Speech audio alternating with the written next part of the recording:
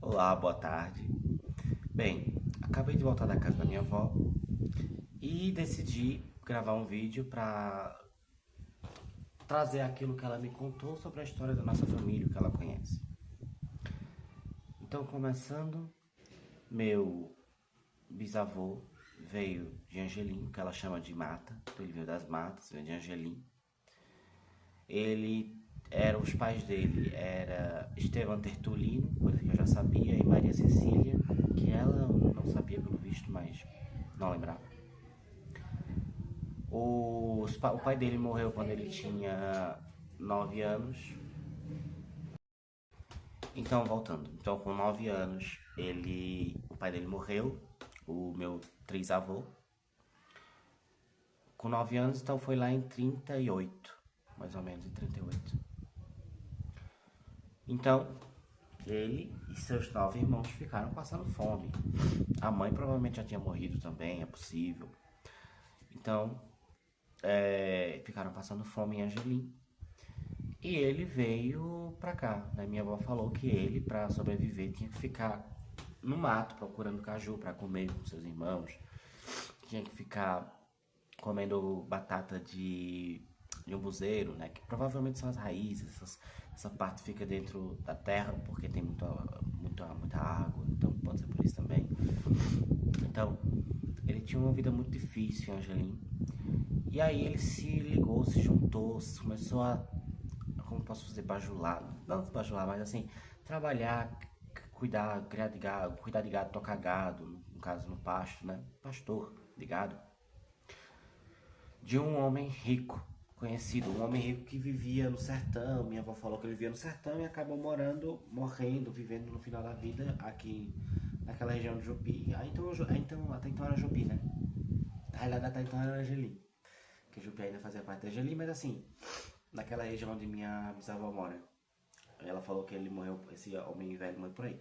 Certa vez ela me falou que o nome dele era Napoleão, então é possível que seja Napoleão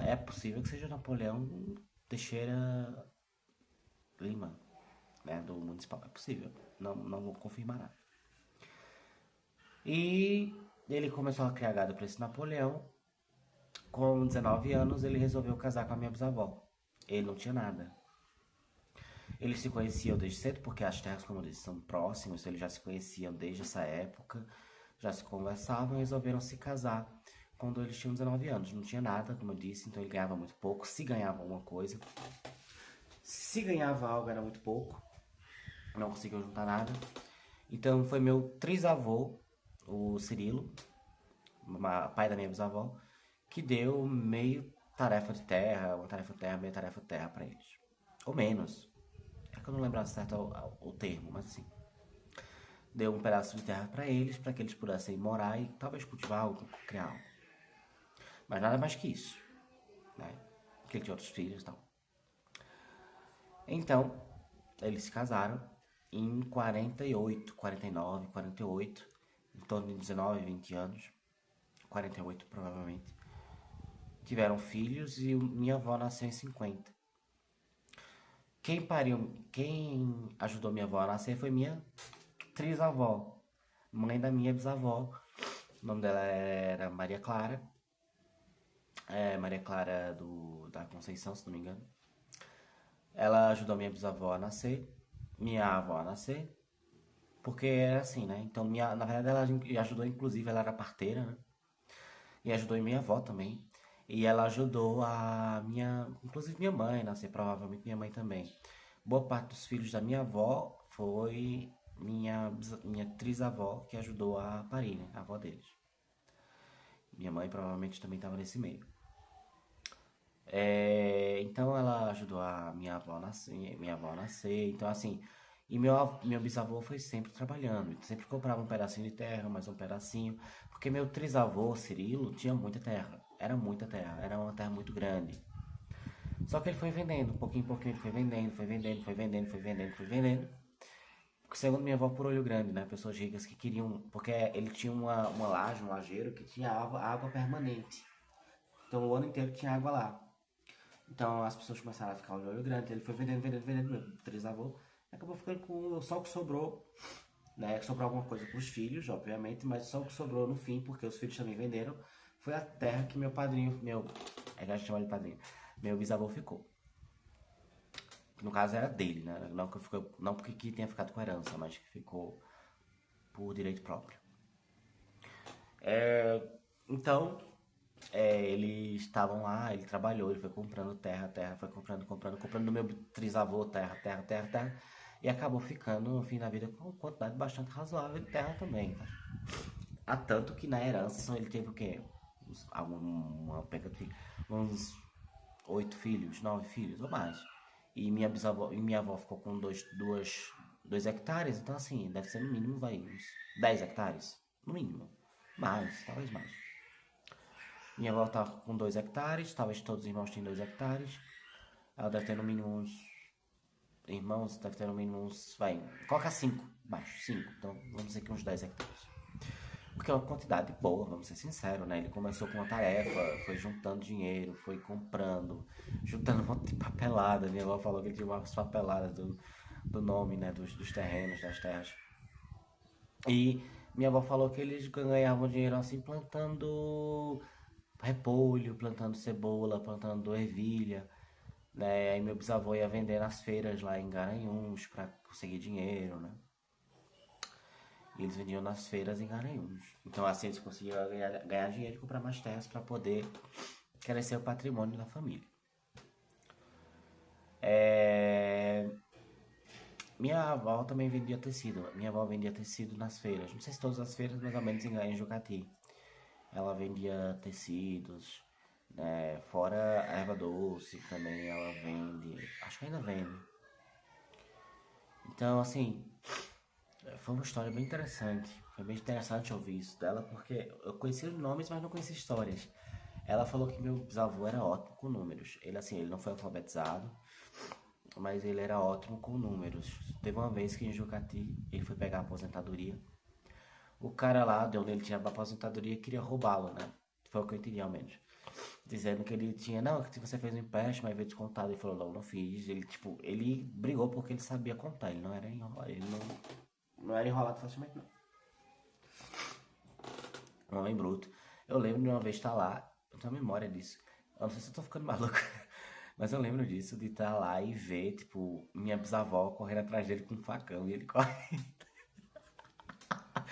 Eu lembro disso.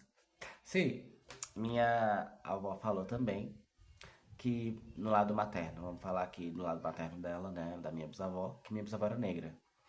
Ela tinha cor escura, mas a mãe dela era branca, minha Clara, né, que é ela, essa Clara que eu achei que fosse indígena. Foi essa Clara que eu jurava que era indígena. Não, deve ser a minha trisavó Clara que é indígena, porque minha mãe falou que a minha bisavó é descendente de caboclos. Caboclos são indígenas, né? A minha avó hoje falou que sim, mas assim, é uma coisa mais distante, não é tipo a mãe, né? Pode ser avó, bisavó, ou avós, bisavós e tal. Uma coisa mais distante. Não é tão próximo quanto eu pensei. Então, ela tinha uma pele clara, a Clara, e ela disse que Cirilo, meu bisavô, trisavô, ele não era tão, ela falou assim, não negro, porque você percebe o racismo, né, na fala dela. É interessante falar isso depois, um tema sobre o racismo, como o racismo ainda estrutura essas relações familiares. Ela falava, por exemplo, não, a minha cor que eu tô é boa, tá boa, não tá tão negro, né? Porque ela falava assim, não sei porque eu saí assim preta, porque ela não é preta não, ela é porque é queimada, né, de sol e tal. Mas ela é parda. Embora na certidão do nascimento tá branca. Tô falando da minha avó, tá? Enfim, ela falou que o Cirilo, o avô dela, não era tão negro, ou seja, era um moreno, era um pardo, né? E ela disse, não sei como sai tanta gente preta, não sei como minha mãe saiu preta. Mas ela disse que isso é muito presente. Então, assim, por exemplo, minha mãe também saiu negra, mas minha mãe, por exemplo, minha avó é parda, meu avô também é pardo, mais puxado pro branco, ambos são queimados do sol. E saiu mais morena. Então, assim, ela disse que achava interessante como isso prevalecia. Como esse gene prevalecia. Foi a forma que eu posso simplificar do que ela disse. como esse gene permanecia, por mais que a gente tivesse casado com pessoas brancas, esse gene permanecia. Então, então assim, acho que foi isso que ela falou no mais, assim. Então você consegue entender os sofrimentos, né? Certa vez ela falou que foi loucura eles terem casado tão cedo, meus bisavós, né? Que foi loucura, porque eles não tinham nada, né? Ela disse que ele fez, depois da década de 50, depois de ter tido alguns filhos, ele fez uma meia-água lá onde eu conheci, né? Onde é a casa deles. E a casa dos meus três avós era mais para baixo. Era próximo de lá, mais para baixo, onde hoje é uma estrada. Uma curva que chega perto da casa dos meus avós. Então, inclusive meus três avós pegaram alguns filhos deles para criar. Então, assim, tem essas histórias também, né? Então, a gente tem essas histórias familiares, o que é muito interessante. E eu tô contando aqui para que eu não esqueça. Se um dia eu esquecer, eu tenho aqui para buscar, para como era mesmo, quais os detalhes, né? Tá aqui. Então, Fabrício do futuro, espero que você não tenha esquecido. Se esqueceu, espero que tenha relembrado de algumas coisas. E se eu esqueci de algo, eu trago depois, tá? Eu trago depois para você fazer essa estruturação da árvore familiar. Que é interessante a família ter uma história por trás de cada um, ao menos dos que a gente conseguir, né? Pretendo escrever mais sobre isso, sobre minha família, escrever mesmo, fazer um livro, não um livro, mas uma coisa escrita sobre o que minha avó me contar, estruturar para que minha sobrinha Maria, Aurora, Jennifer, os filhos dela, os filhos de Tainara, os filhos de Tainá, para que todos tenham acesso à história da nossa família. Para que não sejam pessoas esquecidas só com nome e às vezes nem isso. Para que tenham realmente uma história, para que tenham uma memória. Então é isso, espero que tenham gostado. Espero que tenha sido interessante. Para mim foi, claro. Vocês sabem que eu gosto, vocês no caso eu e eu. Vocês sabem que eu gosto de histórias, na verdade. Histórias, por exemplo, da minha cidade. Eu amo saber as histórias da minha cidade, onde aconteceram as coisas. Eu acho uma coisa extremamente interessante. E histórias da minha família. Saber as pessoas, os homens, as mulheres valorosas que deram origem a quem eu sou hoje. Então, eu já entendo que hoje eu tenho origens de Angelim, tenho origens de São Bento do Una, tenho origens, né, já daqui da região, ao menos dos meus três avós, pais da minha bisavó. Então, assim, a gente tem essas origens, isso só por via materna. Por via paterna é São João, né? Zona Rural de São João. Próxima ali. Então, é isso. Espero que tenham gostado. Espero que tenha sido prazeroso, valoroso, que tenha tido algo positivo. Até a próxima.